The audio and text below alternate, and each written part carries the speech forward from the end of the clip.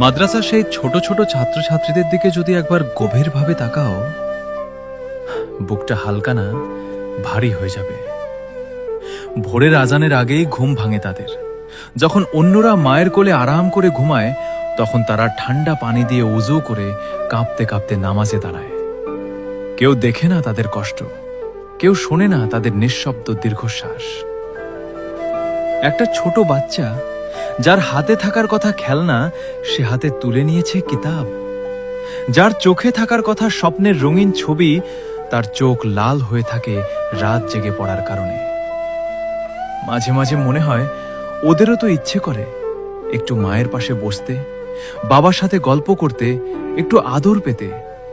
কিন্তু না, তারা চুপচাপ সব সহ্য করে। অনেকের বাবা মা দূরে, ঈদের দিনেও কেউ কেউ বাড়ি যেতে পারে না। অন্যরা যখন নতুন জামা পরে আনন্দ করে, তখন মাদ্রাসার কোনো এক কোণে বসে কেউ হয়তো চুপচাপ চোখের পানি মুছে। কেউ জিজ্ঞেস করে না তোমার মন কেমন আছে। খাবার সবসময় ভালো হয় না, জীবনটাও সহজ না, তবুও তারা হাসে, কারণ তারা জানে তারা আল্লাহর জন্যই এই পথ বেছে নিয়েছে। সবচেয়ে কষ্টের ব্যাপার জানো কি? ওরা কখনো নিজের কষ্ট কাউকে বলে না, শুধু রাতে একা হলে চুপচাপ আল্লাহর কাছে কাঁদে। এই ছোট ছোট ছাত্রছাত্রীরা, তারা শুধু পড়াশোনা করছে না, তারা নিজের স্বপ্ন, শৈশব আর অনেক না বলা কষ্ট কোরবানি দিচ্ছে।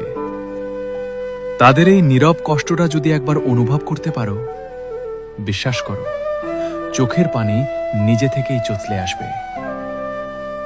একটা মজার জিনিস কি জানো? যদি তুমি চার দেয়াল মানে কি না জানো, তাহলে মাদ্রাসার ছাত্রছাত্রীদের জিজ্ঞেস করে দেখো।